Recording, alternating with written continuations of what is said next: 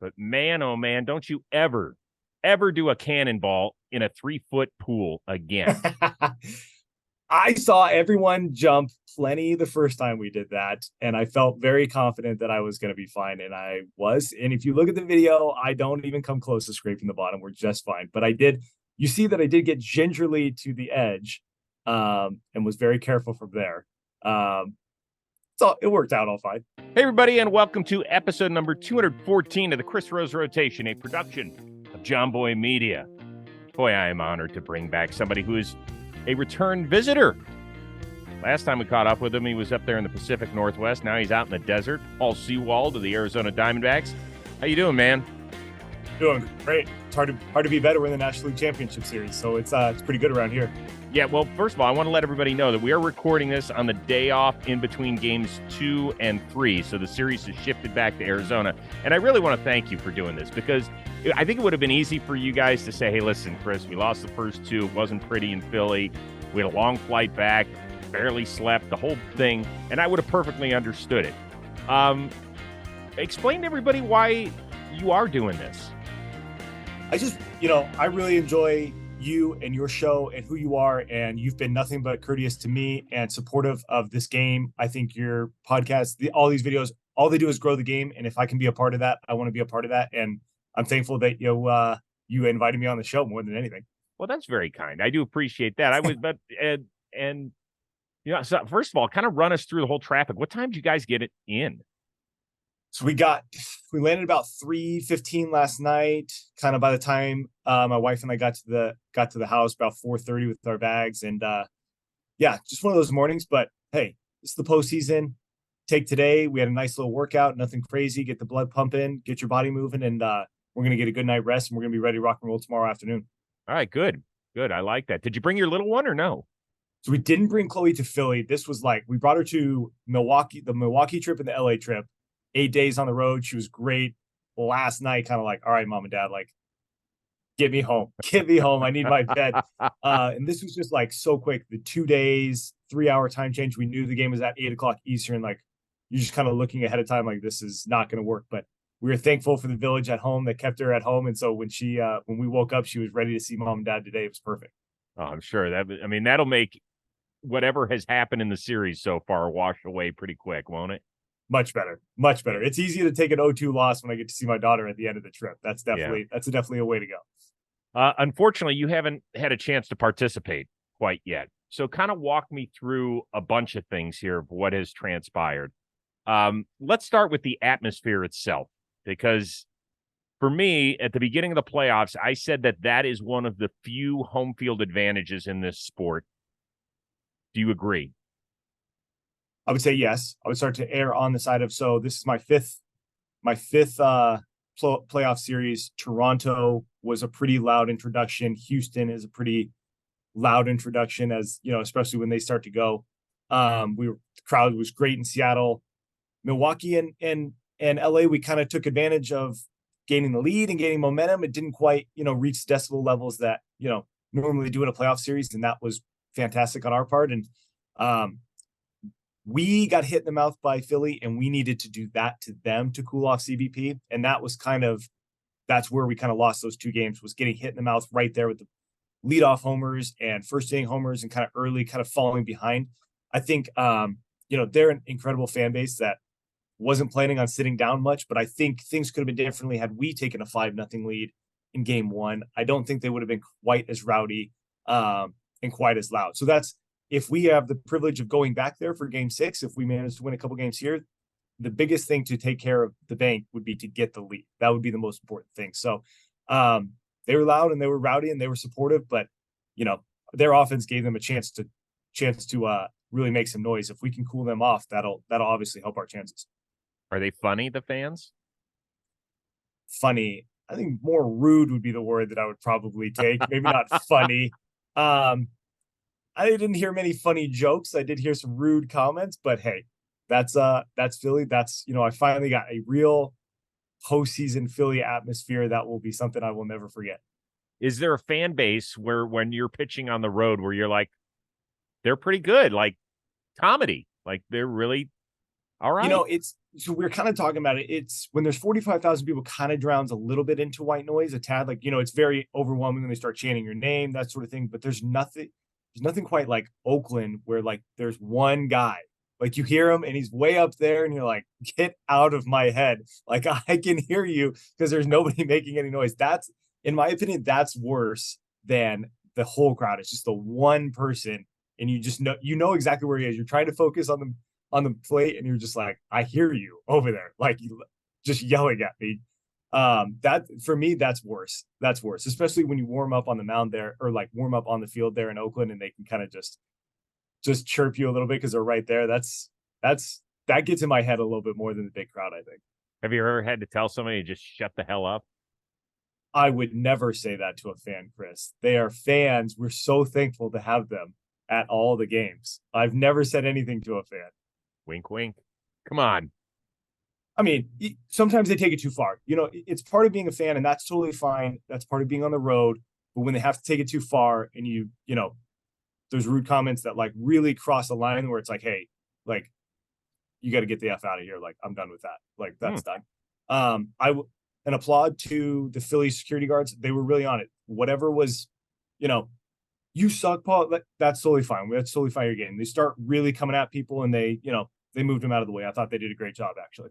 That's good. Yeah. Listen, we were all kids and idiots at one point. I've told this story before on certain things. Like when I was a younger Cavs fan and the Cavs were getting really good in the late 80s, we had season tickets. I was probably 17 rows from the court, so I'm nowhere close to it. But I remember yelling at the top of my lungs that Bill Laimbeer was a pussy, fucking pussy. And here I am, I was 17 years old, and I remember everybody turning around and looking at me like, what is the matter with you? And the dude I was with was like, come on, bro. Don't be a jerk. It's short for fanatic. You get a little crazy. And I get it. Like when I go to Golden Knights games, I kind of I start to get into it too. It's just part of being a fan and being around everybody. It's almost like you're not yourself. I don't know why. But I will say, I thought a little rude, but not over the line. And if they did, the security guards were really good about, hey, you're away from the bullpen section, like take a hike. So, wasn't crazy. It just, it was real loud and it was, for 18 straight innings. And the key, if we get to go back there, will be to take a lead and try and cool it off a little bit. Yeah. I'll give the security guards this. And some people didn't like my take on baseball today about it. I applauded the security guard that did you see the fan running onto the field after the game? So it was right in front of us. So, I was not in the best mood yesterday. I just grabbed my bag. I was like, let's get the hell out of this place. Like, let's go. And I was kind of rushed down the stairs. I was like, let's get out of here. And I was like, oh, this guy's coming across. And I kind of saw the security guards and literally looked up. I mean, I was probably staring at the ground for 95% of it, look up and just wham, smoked that guy right in front of us. And the crowd just went absolutely. I was kind of excited that we were at the bank because they were already rowdy and they love a good tackle there right across the street from Lincoln Financial. That was a really nice pin down right there. Yeah. And by the way, I have no problem with security. I think you hit those guys as hard as you can. Yes. People are 100%. Like, Chris, you're inciting violence. Why would you want? Well, here's why. Because we saw Ronald Acuna, somebody put their hands on this year. You don't know. You just don't know. Most of the time they're drunk idiots. But like, what if is a safety issue? And like, there's no reason to play what ifs. They come on the field, security guards can destroy them. I feel totally fine about that. You are entering the field of play. They have no choice but to protect the safety of the players.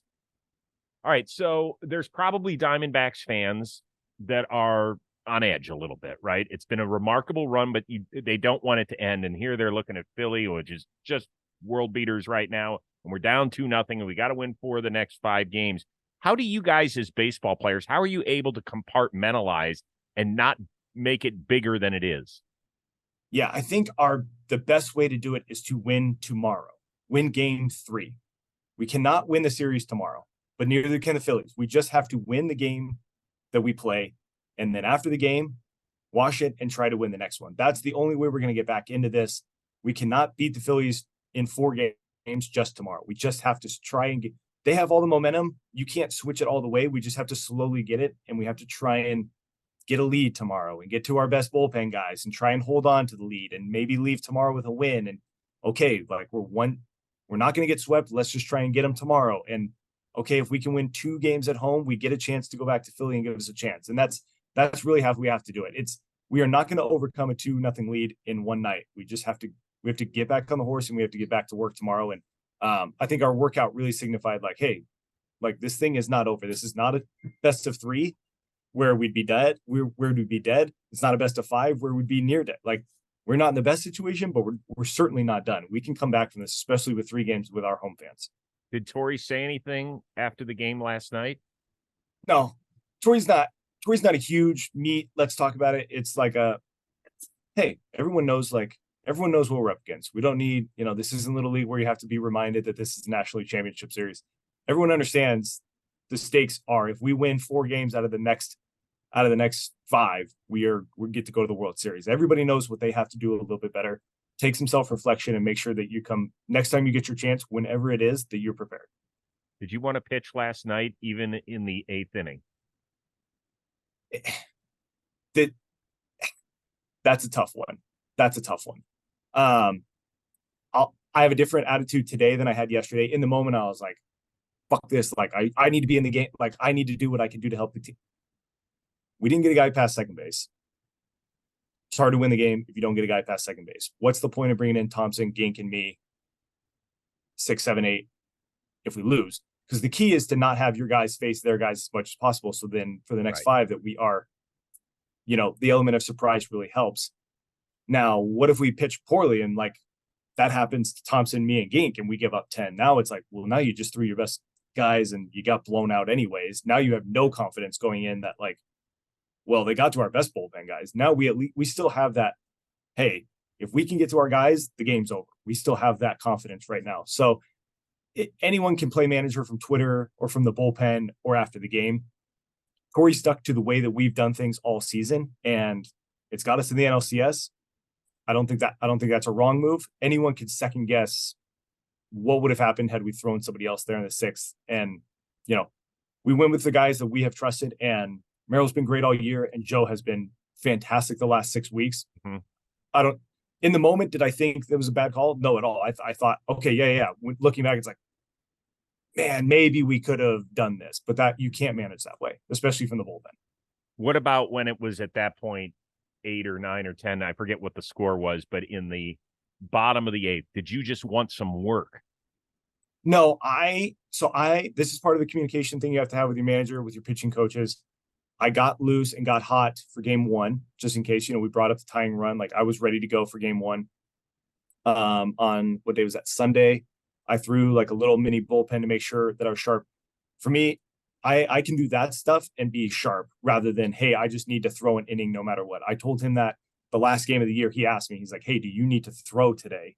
And I said, no, I've done everything I need to do to make sure I'm sharp. I need to be ready so that I can pitch 15 games here in October if you need me. And I think that's worked for me. And everyone's different. Some people maybe need to get that inning. Some people need to get that work. I thought, hey, like this one's out of hand. Let me just get a couple pitches off the mound, and then I'll be focused for Thursday. Okay, good. Baseball fans, baseball playoffs are underway, and things are heating up in the ballpark. With DraftKings Sportsbook, you won't miss a moment of the baseball action. New customers can score $200 instantly in bonus bets for betting just $5 on baseball. Plus, all customers can take a crack at a sweet payday with DraftKings Same game parlays. String together multiple bets from a single game for your shot at a major payout. So what are you waiting for? Download the DraftKings Sportsbook app now and use promo code ROSE, and new customers can score $200 instantly in bonus bets for betting just $5 on baseball. Only on DraftKings Sportsbook with promo code ROSE. The crown is yours. Gambling problem? Call 1-800-GAMBLER or visit www.1800gambler.net.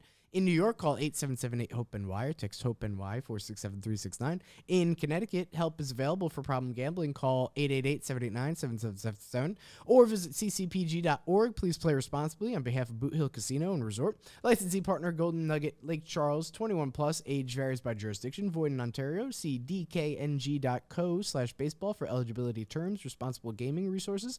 Bonus bets expire 7 days after issuance. Eligibility and deposits restrictions apply. Now back to the show. I want to hit the rewind button to prior to the Milwaukee series because there weren't a lot of people giving you a chance.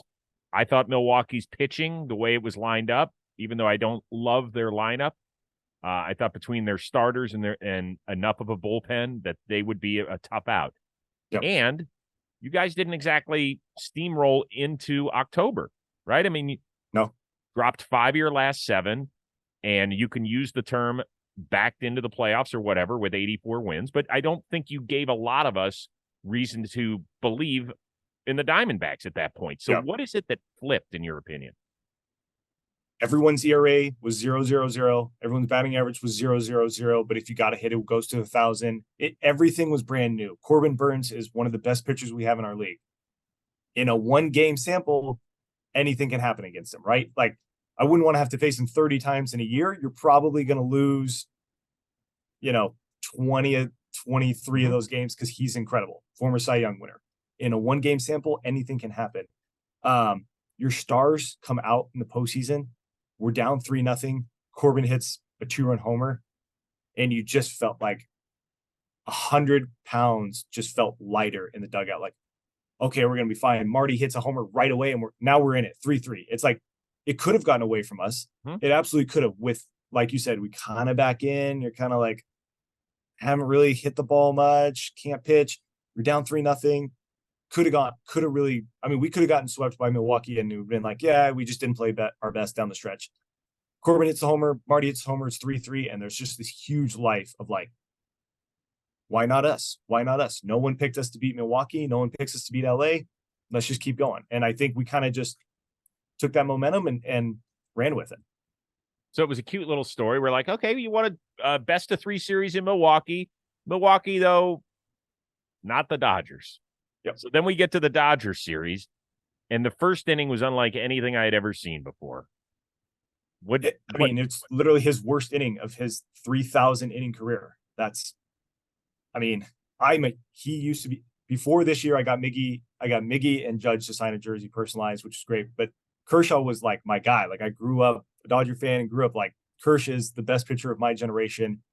That's my guy. Still idolize him even when he's on the other side of the field type thing. And I was like, I cannot believe this just happened. And he couldn't. I mean, you saw his face. His face was like, I've never had an inning like this in my life.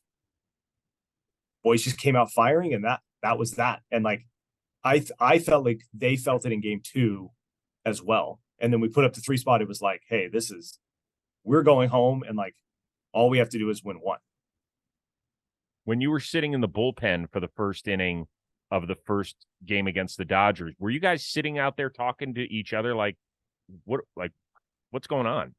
So I'm still inside doing my pregame work, so I'm not out there usually until like the 3rd. But I know I came out to the guys like, well, that was fantastic. Like, it's 9-0 before I got out there. Like, this is going to be a great day. I don't even have to get up and stretch. Like, we're going to be just fine. I think even our own team was like, I did not see that coming. I just was like, I didn't see us beating the Dodgers without throwing any of our best bullpen guys. I just didn't have that on my bingo card. And that really was like, they beat us all the time in the regular season. Like, why not? Why not? And I think San Diego beating them in the exact same situation last year, where you get beat up all regular season and then you beat them in the postseason, was a huge like motivation factor for us that like San Diego could do it. We could do it too. What is it like closing out series personally for you when you're on the mound? Pretty cool. It's been pretty cool. It's stressful leading up to it. And then I feel a lot better when I'm actually on the mound than like the lead up to it. I felt like I had game 2 in Milwaukee under control the whole time, even after Yelich's double. And just to get to like, it just is such an adrenaline rush to be the guy who gets the last out and Posey comes and runs up and gives me a hug, and like everybody starts to come out. And then the same thing really when we were here, when we closed out the Dodgers, it was just a sense of relief that I just like, wow, I can't believe that we got through that series. Like, this is unbelievable. So just a huge ego boost to get out there and get to be a part of that and have all those videos be you throwing that last pitch is pretty fun. How different is it when you're throwing a playoff pitch as opposed to a regular season pitch? I think your focus level is definitely higher. I think that's something that everyone needs to work on, but something that's not realistic to be at your absolute peak focus for every single game of 162 games. That's just it's not feasible. It's not real. I just think the dedication and the focus of every single pitch is really what's the difference of I've given outings away where I'm like, man, I really wasn't even like, that wasn't my best mental effort to start with, which is disappointing, but like it happens over the course of 70 outings. In the postseason, you are ready. And it feels like every inning is the ninth inning from the first inning on, and you take it all in and you're ready to go when it's your chance. Are you nervous? I'm nervous for the entire game before I feel like I go in the game. When I go in the game, I feel much more under control of what can happen. There's the like, what's going to happen. The lead up is nerve wracking. I feel like when I pitch, that's my comfort zone. You guys have a budding superstar in Corbin Carroll. I think, if my math is right, I think he's going to finish 5th in the MVP behind Acuna, Mookie, Freddie, Olsen, and then probably him. You also have played with Julio Rodriguez. How do you compare the two? This has become my favorite question, and this is one of my favorite things about the fact that I went from Seattle to Arizona. I just got so lucky getting to see Julio in his rookie season and just say, like, how can you be a star that quickly? And then I get to see Corbin do the exact same thing. And these are just two of the guys that if you redrafted the league would probably go in the top 5 picks of people that you would want to pick. These guys are young superstars with no signs of slowing down.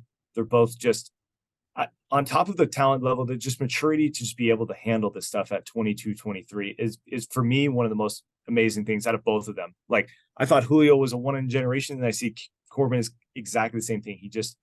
He can handle it. I'll never forget. This will be my Corbin Carroll moment.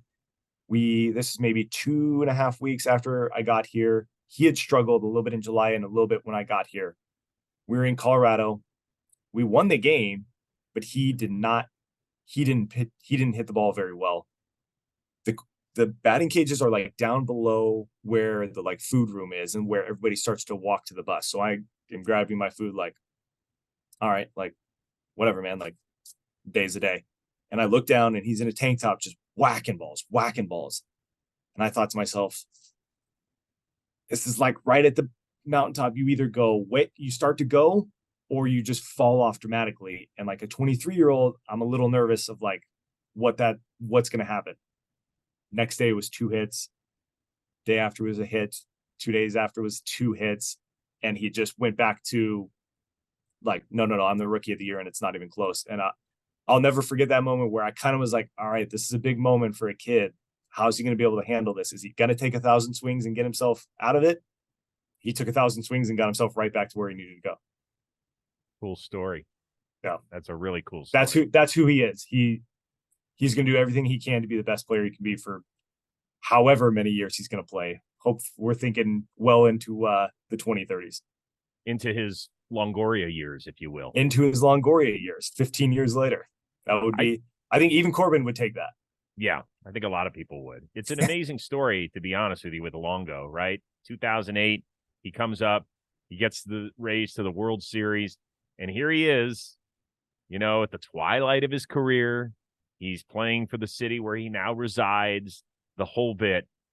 Can you see it, how special it is when you look in his eyes? Yeah, you can see him this postseason especially. He's like really taking everything in. I'm not at that point.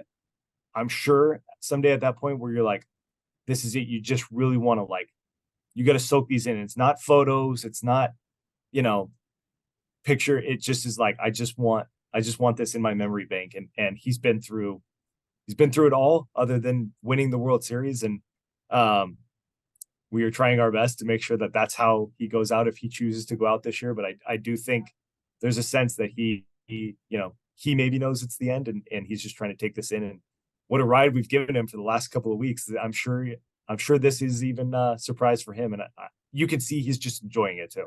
He's being back in Philly, I think, was quite the full circle moment of 15 years later, whether it's the LCS or the World Series. I just think that probably hit him, harder than maybe the rest of us understand. Just not as many puddles on the diamond for him this time around. Yeah, that was a little wet. That was a little wet. I'm glad that we avoided that this trip.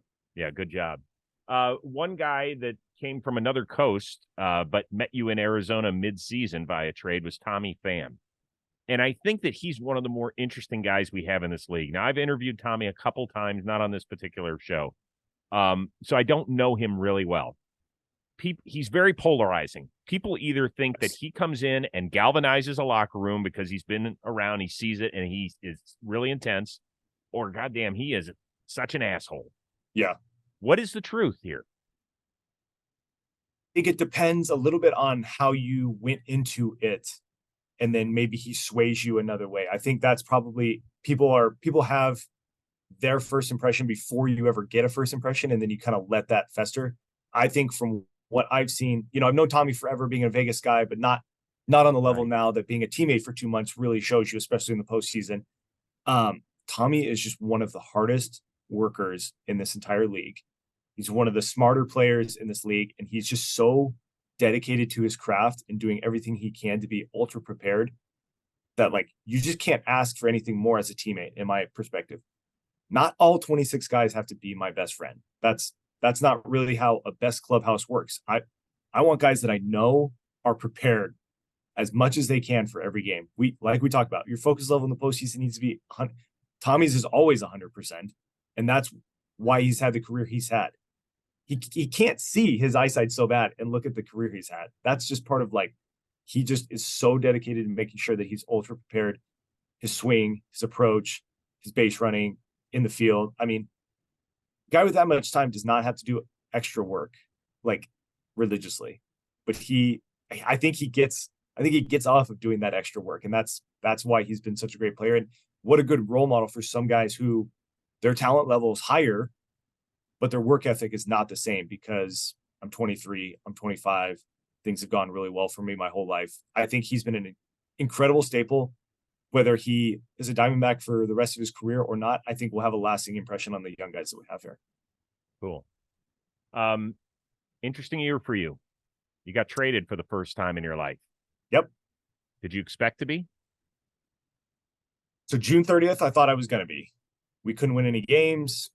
And when you're a closer with a year and a half of control left, you're usually a pretty wanted commodity.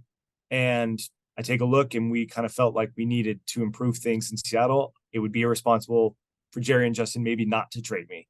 Then we roll off the best record in baseball in July. And on July 30th, when we left Arizona, I thought, man, it would be great if we could trade a prospect or two and get a bat and really see what we could do down the stretch. I think we have something.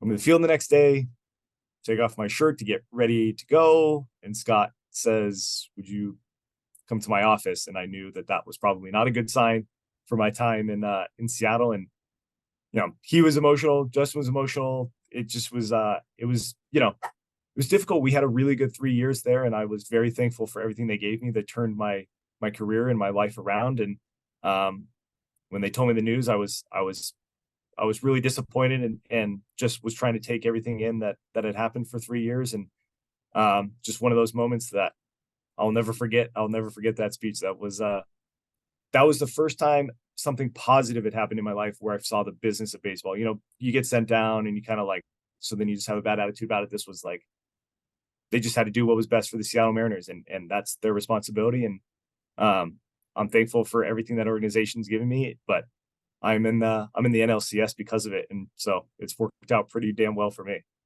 Did you cry? Yeah. When I think I was trying to create a social media post and thank the fans and thank the people there. And the next day when I was flying to San Francisco, and that's really when it hit me that I was leaving SeaTac, that I was like, man, this is not my city anymore. As much as I had enjoyed my time there, that was I just, we had my daughter when I was there. I grew up as a player there. My family had grown there. I had family there. Like it was a great spot, and I had become very comfortable and very happy there. And we broke a 21-year playoff drought, and that's something no one will ever be able to take from those 26 guys. And so, yeah, it was emotional. And you just think about things, and I'm a dad of a daughter now, so getting emotional is fine. I don't have a problem with that. I'm not a tough guy anymore, and Good. I had to put my sunglasses on in the middle of the airport because people recognized me and kind of knew, like, hey, you're leaving the city, and it was kind of like, all right, like, you got to get it together. But it was I just wanted to thank the fans for everything they had done for me, and I was very appreciative of everything Seattle gave me. That's an amazing perspective. Did anybody come up to you and just say thank you in the airport? Yeah, lots of people did. I probably ran into a dozen people that said, like, I'm so sad, or like thankful. And the Alaska Airlines people, like, I showed up and kind of was like trying to get help with my bags, and there was this line that was like 50 people long, and 5 people just stopped what they were doing, like, help me with my bags and trying to get in. I was like, all right, like, I appreciate it, but you have to get back to work. And they were just like, I can't believe this, like, all these things. And it was it felt good. And the fans had been incredible to me. That, like, I'm just a relief pitcher, and for them to take me in like that was pretty amazing. There we go. Mental note: just get traded, and you can get an automatic upgrade on Alaska Airlines. Who knew? Exactly. Who knew? Good people there. Good people. So when you get to Arizona, how does it work? I mean, here you are. It's one thing at the beginning of spring training when everybody's kind of new and it's a new group of guys, but here you are. It's like you and Pham, and here we are. I downplayed how difficult that would be in the middle of a season. I came over to Seattle, and you get to embrace spring training, and you get to learn everybody. And, we just jump in, and it's like, Hayes calls me and is like, hey, can you get to the field like tonight? And I'm like, okay, like, I can't come to the field tonight, but we're in the pennant race. Like, we need you there, and we need you to be Paul Sewald like tomorrow, but just, a 180 from what you're used to. This is a different team. It's doing all this different stuff. You have a different culture. You have a different everything. And, then we rattled off 9 straight losses when I got traded, one of which was, a blown save, which was probably my worst day as a Diamondback. You get traded for, and then it's your chance to kind of break a long losing streak, and then you just really fumble the bag, which was, devastating. And I just felt like so bad for my teammates that they had worked so hard. Yeah, blowing saves is the worst thing in the world, because everyone does everything they can to give you the chance, and, like, just to blow it is a bummer. But, like, dude, they traded everyone that they kind of liked over here for you, and then that's your first introduction into a save opportunity. I did not feel so great. I was very thankful that we finally started to get on a roll after that. What is the adjustment like when you get traded? I mean, because your world, you have a child, you have a wife. This is not easy. Like, how did all that go down? So I am spoiled and lucky, and for me, it was an easy transition where I packed my bag and flew to San Francisco the next day. My mother-in-law flew to Seattle so that she could watch my daughter, and Molly cleaned out our house in Seattle and packed everything up and donated things and got the movers and did the whole thing for 4 days, and then flew home, and then met me in Phoenix the next week. But yeah, I'm just very lucky that I have the family support that I have, that made it where it was like, hey, just take a day with your family and understand what happened. But then, I got to get to the field, unfortunately. So very thankful for my family more than anything. It's and kudos to her and your entire family for taking care of that, because it is the number one thing that Plouffe and I talk about at the trade deadline, that most fans, they don't give a second thought about, nor should they. They don't understand the business. Yeah. We just expect you to kind of show up the next day and boom, there you are in another city. Yeah. Your world gets turned upside down, dude. Yeah. And just everything's different. You don't, there's like different bus times. There's different, like, the way you stretch, the way you get ready for the game. I have new catcher who's never caught me before, who literally has never seen me before. I had obviously built something with Cal Raleigh and Tom Murphy over the past 3 years. And I had a process for how we did the pre-series report meetings. I had a process for just everything I did. And then I look around, I'm like, this is just different. And you try and take it all in. And it was more difficult than I thought. I kind of was like, yeah, just, you know, my wife asked me like, well, you know, what's the analytics situation there? And I was like, well, it doesn't matter. Like I know what I need to do. I'll be just fine. And it's kind of like, whoa, like things are different. I need to figure out how Arizona does things. And then we need to have convo and figure out exactly how we're going to like mesh the best. And I feel like it's taken us a couple of months, but we've kind of found our footing here in the postseason, which is great. Can I just say that I dig it that your wife is asking you what the analytics situation is in Arizona? She knows how this life works. She's been through it all with me. So she knows. I mean, she was there for, you know, the not great years in New York, and she's been there for the amazing years the last few years. And she understood that, you know, what Seattle meant to me and how it really turned my career around. And, you know, there was that, you know, mini fear that it's like, well, is it just Seattle, or have I become, you know, this pitcher that the Diamondbacks want? And I think I've shown it's the latter, but, you know, there's obviously that part there that it's like, well, is it just work? Does it just work in Seattle, or can it work everywhere else?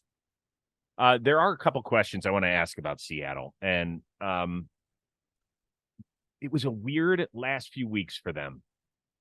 There were two things said by guys that became public. I mean, they were in front of microphones. George Kirby, in one game, pitching in the 7th inning, got knocked around. After the game, he said, I was surprised that I was still in the game in the 7th inning. That became a big thing, right? Yeah. And our question was, Plouffe and I kind of asked, hey, because he apologized the next day, would somebody have pulled him aside, a veteran pitcher? Like, listen, dude, even if you feel that way, come talk to us, come talk to somebody else. Don't do it in front of a microphone. Is that the role you would have played if you had been there? That would have been me or Robbie Ray, who I think the Mariners missed more. I shouldn't say more off the field, but like, I think his worth to the young pitching staff was really felt when he wasn't around and wasn't like there to hold people accountable with the starters. Now that would have been without Robbie, that would have been me that night being like, George, you come to my room. Like we have to talk about what you just said. And, you know, people here were like, what's with your boy Kirby? And I'm like, that's so far from George that like, that's what really caught me off guard. And maybe a couple other guys that I texted, like, where did that come from? Like, this guy is give me the ball. I will throw 7 shutty against the Astros when we're down 2-0 in the ALDS. Like, that's the George I know, who's ultra competitive for everything. Golf, hacky sack, baseball, like whatever. And he doesn't want to pitch the 7th inning. Like, that just felt really weird to me. And, you know, I'm not a part of the dugout anymore. I don't know, you know, I don't know what was going on in there, but that just seemed really weird. And with no Robbie around really. And then, you know, I kind of left, and there were a lot of young guys that really didn't take that role. And I think that was a little strange towards the end, definitely. The other one was Cal Raleigh, where at the end of the year, they had Texas in their place for 4. They had a chance over the last 10 days because they were playing Texas twice and Houston to get into the playoffs, and instead they didn't. It didn't work out, and Cal came out and said, listen, we need to make a play. The guys across the hall in Texas are spending a $500 million on their middle infield. Like, good players mean success, and we need to start doing that. He came back and backtracked a little bit, not as much. I loved what he said, to be honest with you, because I think it's a wake-up for management and ownership that your players care, and he's one of them, and he just wants the best players possible. I imagine you heard it. What was your take on it? Had I been there, probably would have echoed the exact same thing. I had my frustrations while I was there about the team that we had put together as well. And, you know, and frankly, that's why I got traded. So then I still, you know, how I'm so excited to be here in Arizona, but a part of me is like, well, had we done something different, I wouldn't have been traded, and I would have been there, and we would have been in the position where we could have run it back there more than anything. So, I don't blame Cal at all. I understand exactly what he's saying. You noticed a few people came to his side and kind of said the same thing. And, you know, we, as a group, it felt frustrating that we went from the ALDS last year being right there, that we didn't improve our team as much as we thought we probably needed to. Now, Jerry's job is difficult, and I don't question how difficult that job is. And, you know, I love John Stanton in the ownership group as well, and I'm forever thankful for them.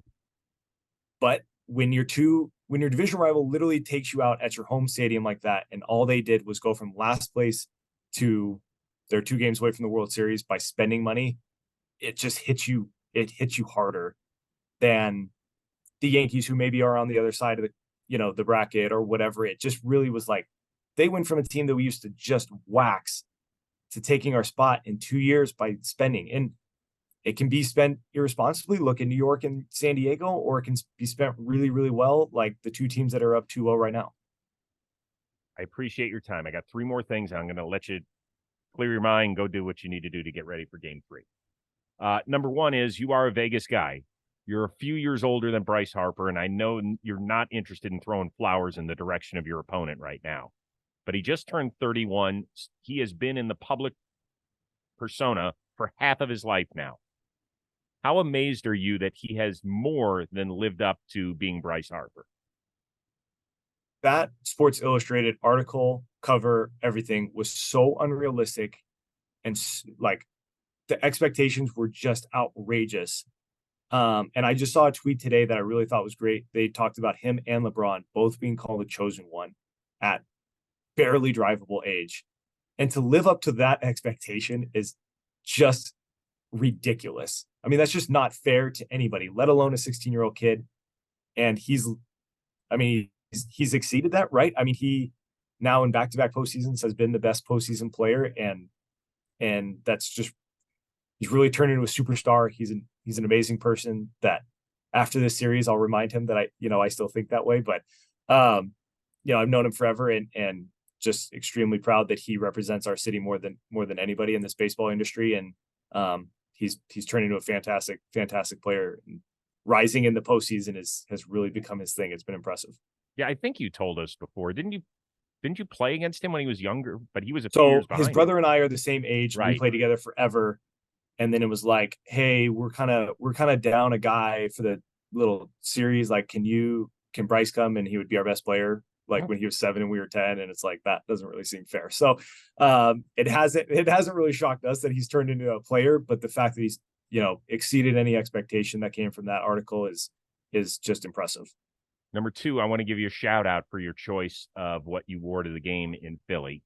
Pat Tillman's jersey. I loved it that you did it. Why was that important for you?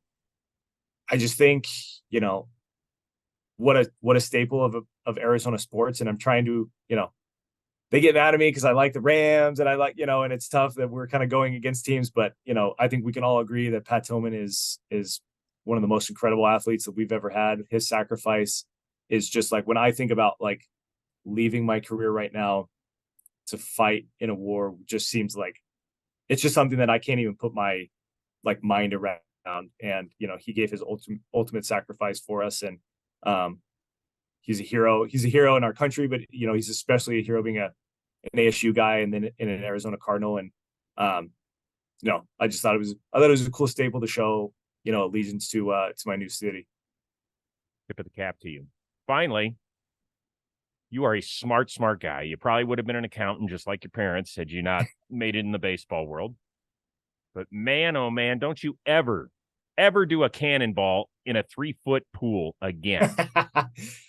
I saw everyone jump plenty the first time we did that, and I felt very confident that I was going to be fine, and I was. And if you look at the video, I don't even come close to scraping the bottom. We're just fine. But you see that I did get gingerly to the edge, and was very careful from there. So it worked out all fine. Okay.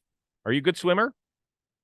I mean, I was born in Las Vegas and we had a pool my whole life. So like swimming's not an issue for me. And got a new pool at the new house that we'll get to eventually and do a little swimming. And my daughter's taking it up and she's done the like ISR emergency breathing stuff. So we're going to be swimming a little bit in the house. Nice. I love that. That's very good. It was great catching up with you. I wish you the best of luck. Let's go get a dub in game 3 so we can make this a nice series. I always root for long series. So I'm a baseball fan. I like watching the game. Sweeps are not the way we want them. We want competitive series. And, it's kind of been a little bit of a like slow postseason, I think. So maybe a little bit of like 2-game magic here. Let's take it back, win game 6, maybe have a game 7 and see what happens at the bank. I think that place in a game 7 might be a little loud and rowdy.